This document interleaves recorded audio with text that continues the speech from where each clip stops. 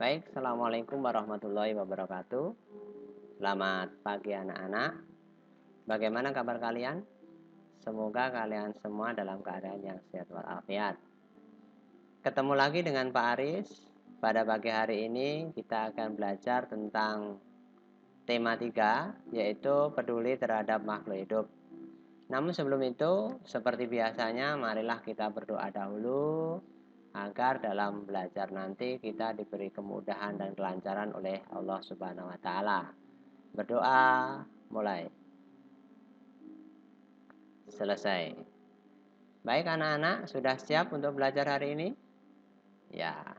Hari ini kita belajar yaitu pertama nanti menjelaskan dampak kelalaian kewajiban menjaga lingkungan secara terperinci. Kemudian siswa juga dapat membandingkan dampak kesadaran warga dalam menjaga lingkungan di sekitar tempat tinggal. Nah, yang ketiga, di bahasa Indonesia nanti siswa dapat mengkritisi, memberi saran kritik atas laporan yang disampaikan oleh teman. Yang keempat, yaitu siswa nanti dapat menyusun tulisan laporan hasil wawancara menggunakan kalimat yang efektif. Kemarin Bapak sudah memberikan link YouTube agar anak-anak melihat apa saja dampak kelalaian manusia dalam menjaga lingkungan. Sudah dilihat atau belum? Sudah, bagus. Oke. Apa saja dampak kelalaian manusia dalam menjaga lingkungan? Ayo, siapa yang tahu? Ya, banjir. Kalau kalian perhatikan gambar ini, kira-kira banjir itu berdampak apa saja? Itu ada mobil lewat, bannya tenggelam, ada sepeda motor lewat, bannya juga tenggelam, ya. Jadi dampak dari kerusakan alam akibat banjir ini sebetulnya ulah manusia yang kurang peduli terhadap lingkungan. Banjir tidak hanya menyebabkan terendamnya suatu tempat saja, tapi banjir juga bisa menyebabkan banyak warga yang kehilangan nyawa. Karena apa? Terkena arus yang deras. Banjir biasanya disebabkan oleh sampah yang menggunung di sungai yang menjadikan aliran sungai tidak lancar. Ini ulah manusia juga. Biasanya membuang sampah itu di sungai atau di sembarang tempat. Akhirnya ketika hujan terbawa masuk ke sungai, tersangkut banjir gitu ya. Banyaknya pemukiman di sekitar sungai yang menjadikan aliran sungai menjadi terhambat. Dampak yang kedua yaitu tanah longsor. Nah, ini seperti ini gambarnya. Jadi ini ada rumah di bawah, kemudian di atasnya ini adalah tebing, ya. Biasanya mereka itu tinggal di daerah bawah lereng gunung, ya. Jadi dampak yang kedua terhadap kelalaian menjaga lingkungan yaitu tanah longsor. Bencana ini sering menimbulkan korban jiwa karena banyak pemukiman yang tertimpa batu-batuan dari lereng atau bukit. Bencana ini juga sering terjadi tiba-tiba, terkadang membuat orang yang di sekitarnya tidak sadar akan terjadinya tanah longsor. Jadi tanah longsor itu datangnya itu tiba-tiba, nggak disangka, nggak ada pengumuman lebih dahulu, gitu ya. Adanya bencana tanah longsor ini dikarenakan dampak kerusakan alam akibat ulah manusia. Misalnya, ada penebangan pohon liar tanpa adanya reboisasi dapat menjadikan adanya erosi. Bagaimana tidak? Biasanya lereng gunung atau pegunungan yang ada di sekitarnya itu jika terjadi hujan yang lebat, kumpulan pohon itulah yang akan menyerap air. Tapi karena pohonnya itu sudah ditebang tanpa adanya reboisasi atau menanam kembali, maka air hujan yang turun itu langsung terkena tanah. Akibatnya apa? Air mengalir membawa tanah, terjadilah erosi. Nah, erosi inilah yang menyebabkan tanah longsor. Oke, paham? Oke. Dampak berikutnya yaitu pencemaran. Ya, pencemaran itu apa saja?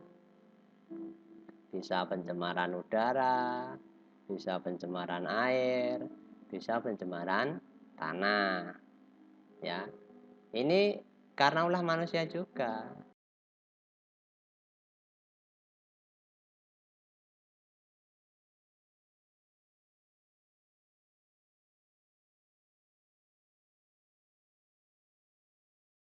Sekarang penyebab pencemaran udara.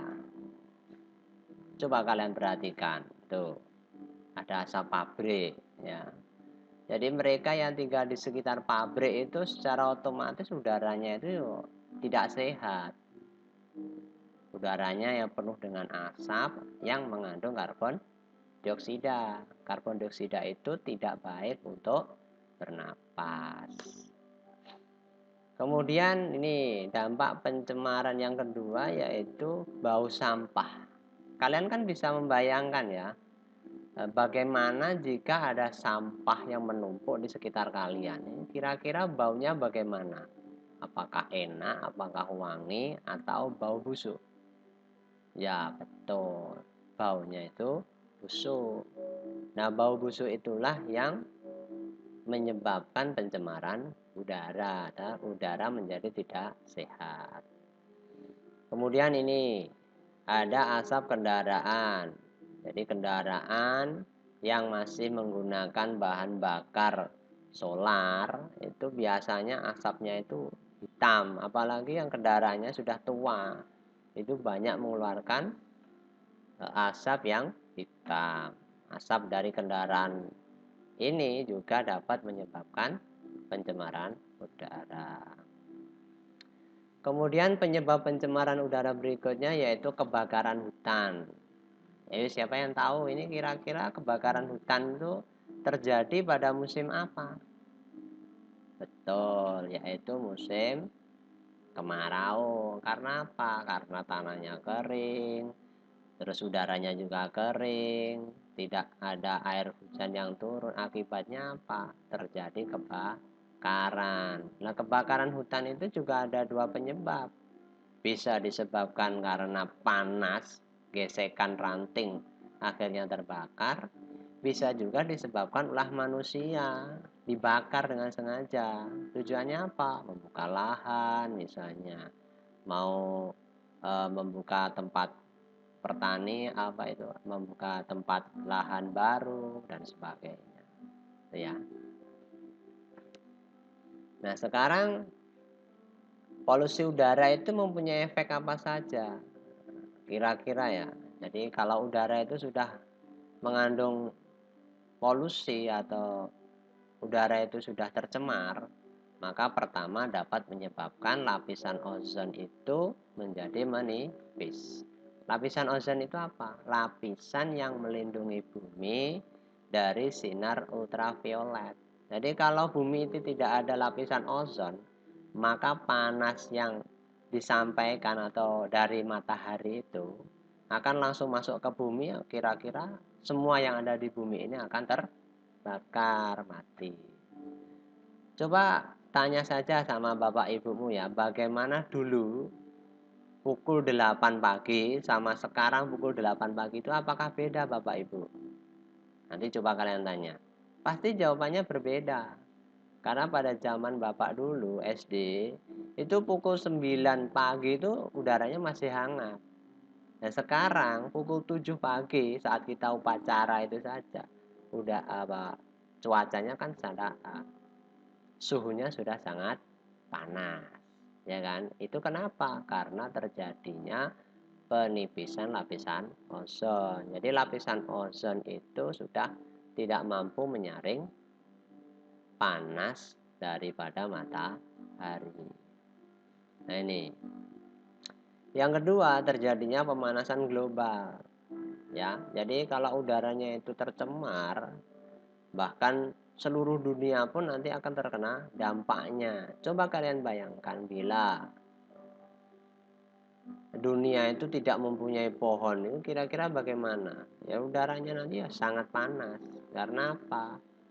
Tumbuhan itu adalah yang bisa membuat oksigen. Oksigen itu yang dapat kita gunakan untuk bernapas, itu ya. Kemudian efek yang berikutnya yaitu masalah kesehatan manusia. Kalau kalian pergi ke terminal Mauspati misalkan, kalian ke sana, kemudian banyak bis datang, masuk, keluar ke sana, kira-kira udaranya enak apa tidak? Iya, tidak enak. Karena apa? Banyak mengandung polusi udara, banyak karbon dioksida atau karbon monoksida yang dikeluarkan oleh kendaraan tadi. Ya, efek berikutnya yaitu eutrofikasi. Apa itu eutrofikasi? Yaitu rusaknya lingkungan akibat limbah, ya. Jadi ini lingkungan seperti ini ya, ini air yang rusak karena terkena limbah, maka baunya air itu menjadi tidak enak, menyengat. Itu juga efek daripada pencemaran udara. Kemudian yang terakhir yaitu hujan asam. Nah, hujan asam ini biasanya itu terjadi di daerah sekitar pabrik. Karena apa? Jadi asap pabrik yang naik ke langit itu lama-kelamaan akan menumpuk, kemudian apa? Karena muatannya berat akhirnya terjadi hujan. Nah, hujannya inilah mengandung zat-zat yang tidak baik terhadap kesehatan manusia. Kemudian upaya apa yang dapat kita lakukan untuk menghadapi polusi udara?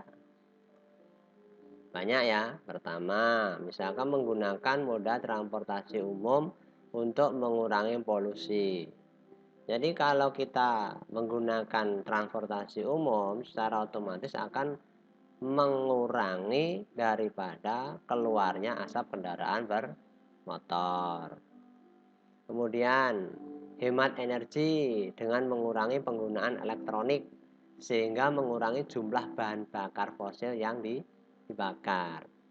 Jadi kalian juga harus hemat energi ya. Misalkan lihat TV ya seperlunya saja. Jangan dari pagi sampai dengan pagi lagi TV-nya menyala. Itu ya, itu tidak boleh. Itu namanya pemborosan.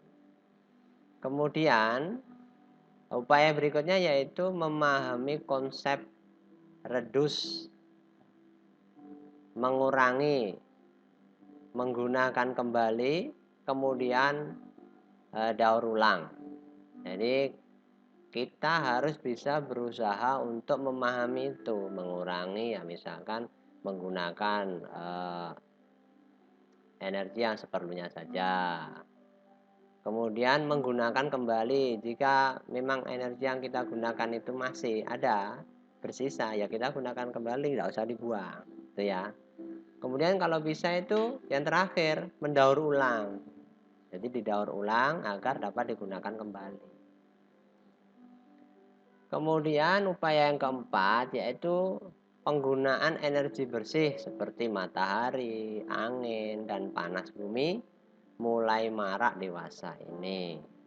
Misalkan kalau kalian sudah pernah tahu ya, ketika kita jalan lewat apa itu namanya jalan besar, kemudian di tepi jalan itu ada tiang listrik, tetapi lampunya itu tidak ada kabelnya. Nah, sumber energi itu memanfaatkan energi matahari. Jadi hemat, tidak pakai bahan bakar lagi. Gitu ya. Kemudian angin. Misalnya apa? Misalkan menjemur kerupuk misalkan. Itu pakai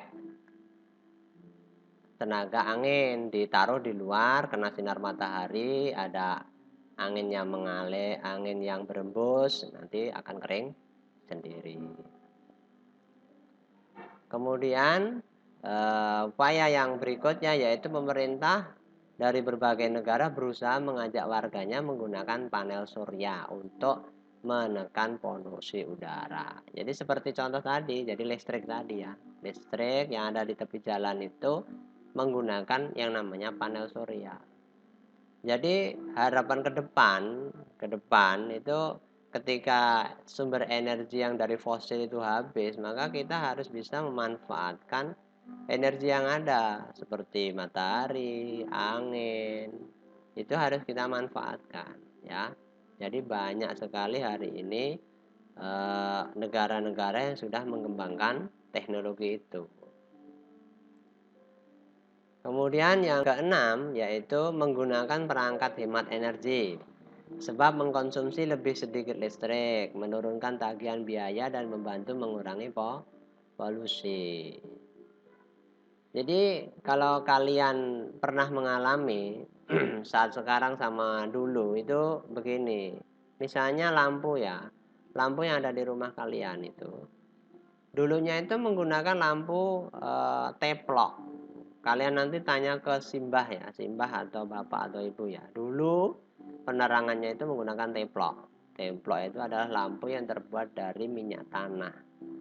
Nah sekarang lampunya itu sudah berupa LED. LED itu lampu yang bisa menghemat apa itu namanya energi listrik.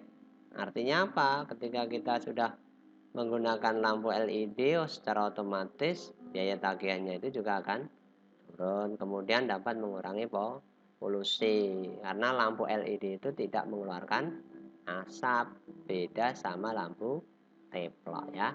Oke. Sekarang yang kedua yaitu pencemaran air.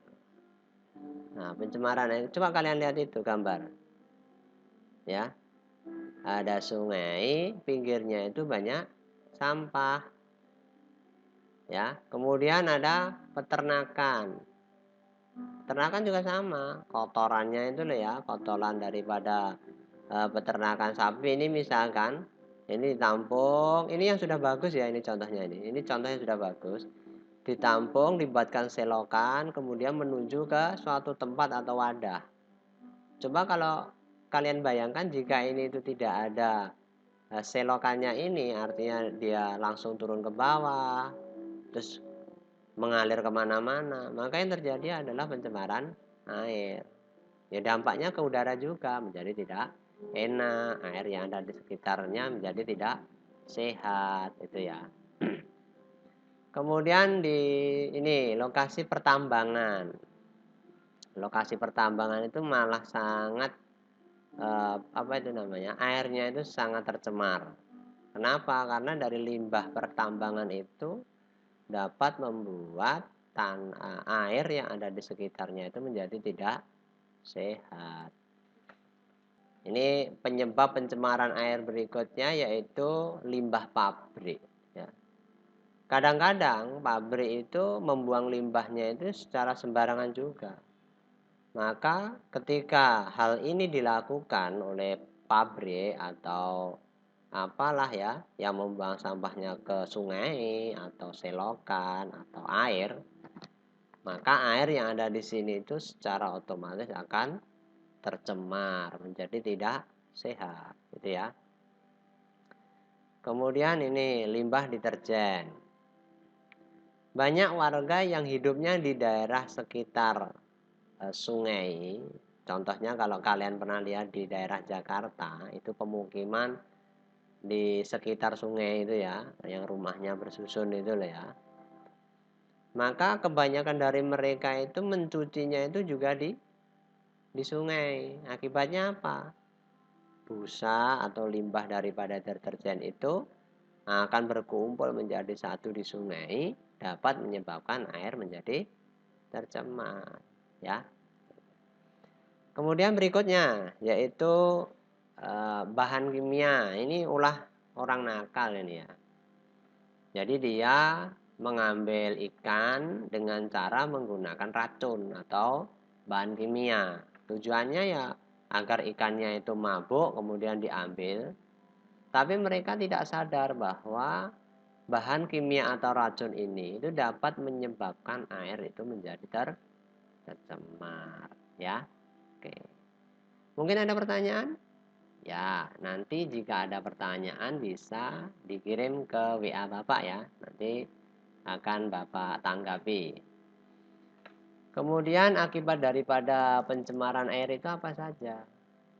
Nih, seperti yang Bapak tadi jelaskan sedikit ya.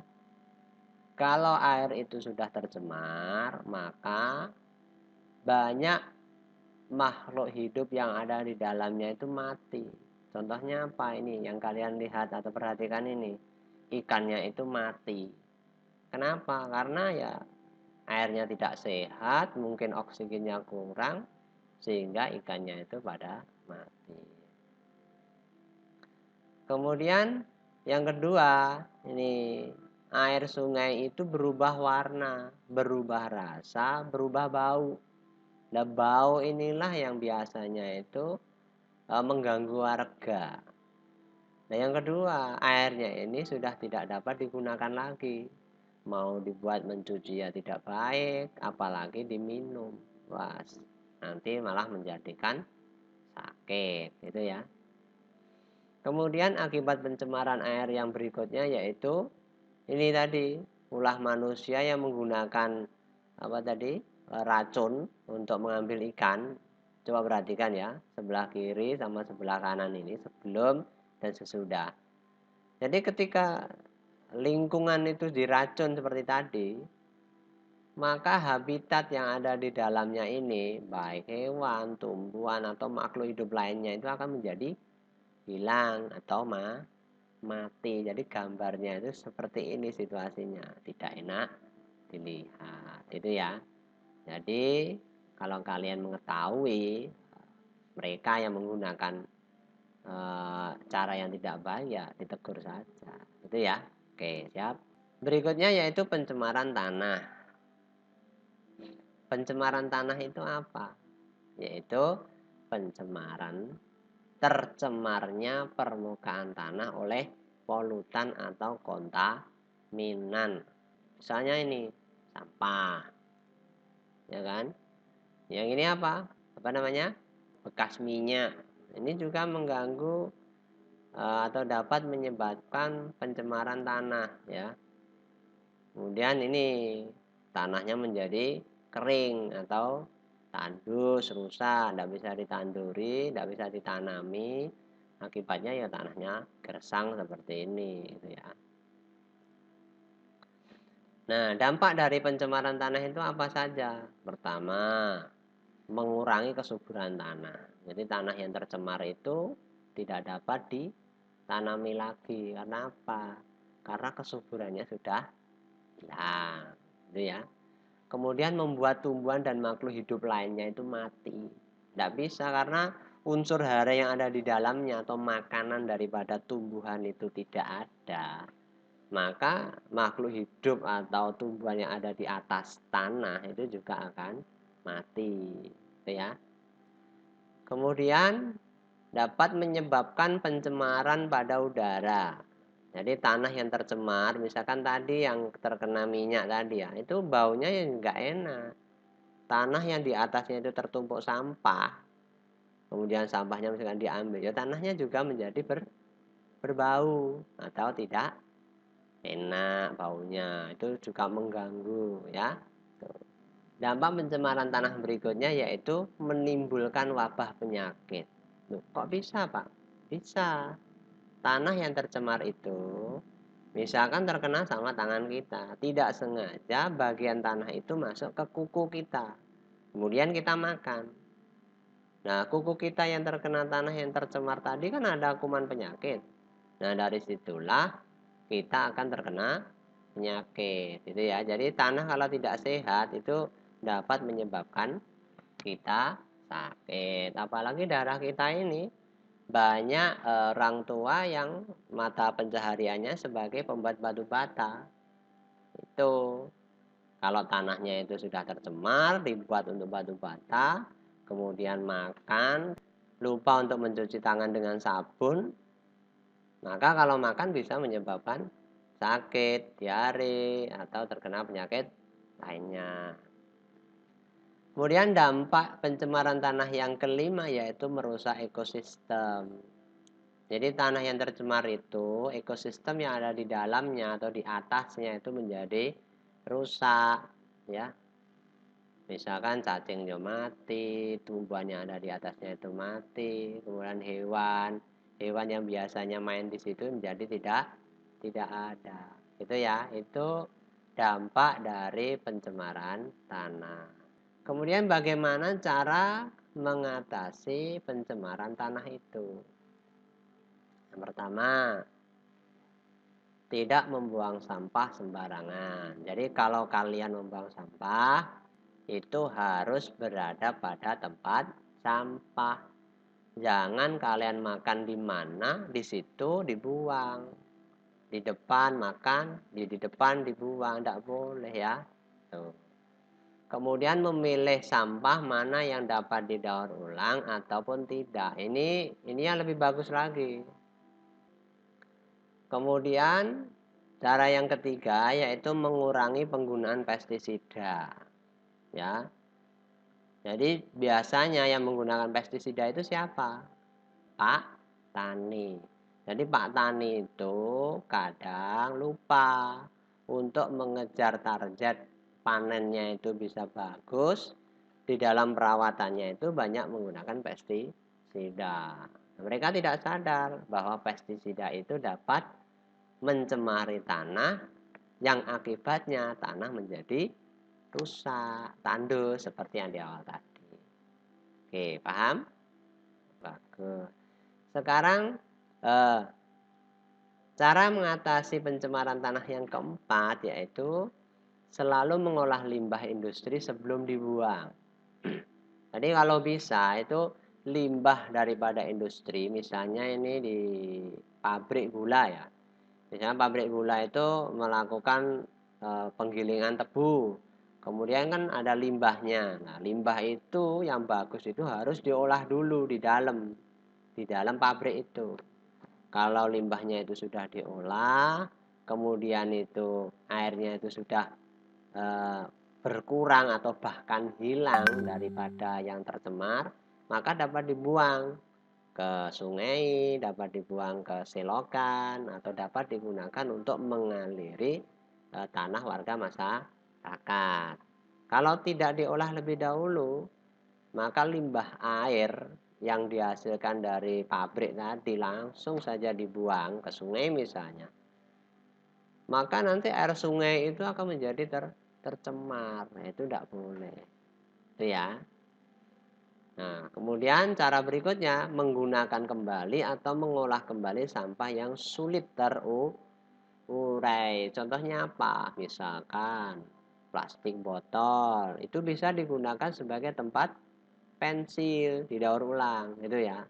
Kemudian dapat digunakan sebagai hiasan dinding atau digunakan untuk membungkus lampu jadi lampion kayak gitu. Itu bisa. Itu ya. Oke anak-anak, bagaimana? Apakah kalian sudah memahami apa dampak kelalaian manusia dalam menjaga lingkungan? Ya, kalian harus mulai paham dan sadar mulai hari ini bahwa menjaga lingkungan itu sangat penting. Kenapa? Karena lingkungan itu harus kita rawat, harus kita jaga untuk generasi penerus kita. Jadi kalau lingkungan hari ini tuh sehat, bersih, maka generasi penerus kita nanti, anak saya, anak-anak nantinya, atau siapa saja yang hidup setelah kita semua dapat merasakan atau menikmati lingkungan yang sehat. Bila nanti ada pertanyaan, silahkan disampaikan lewat WA group ya, atau bisa japri ke Bapak. Nanti akan Bapak tanggapi. Dan pelajaran hari ini kita tutup sekian ya. Oh iya, jangan lupa untuk materi bahasa Indonesia tetap sama, kalian menulis laporan hasil wawancara itu diteliti kembali, dirapikan lagi, ditulis dengan menggunakan bahasa yang bagus, bahasa yang sopan, dan menggunakan kalimat efektif. Itu ya. Sekian kegiatan belajar daring hari ini. Semoga bermanfaat dan mendapatkan ilmu yang bermanfaat untuk kita semua. Bapak akhiri. Assalamualaikum warahmatullahi wabarakatuh.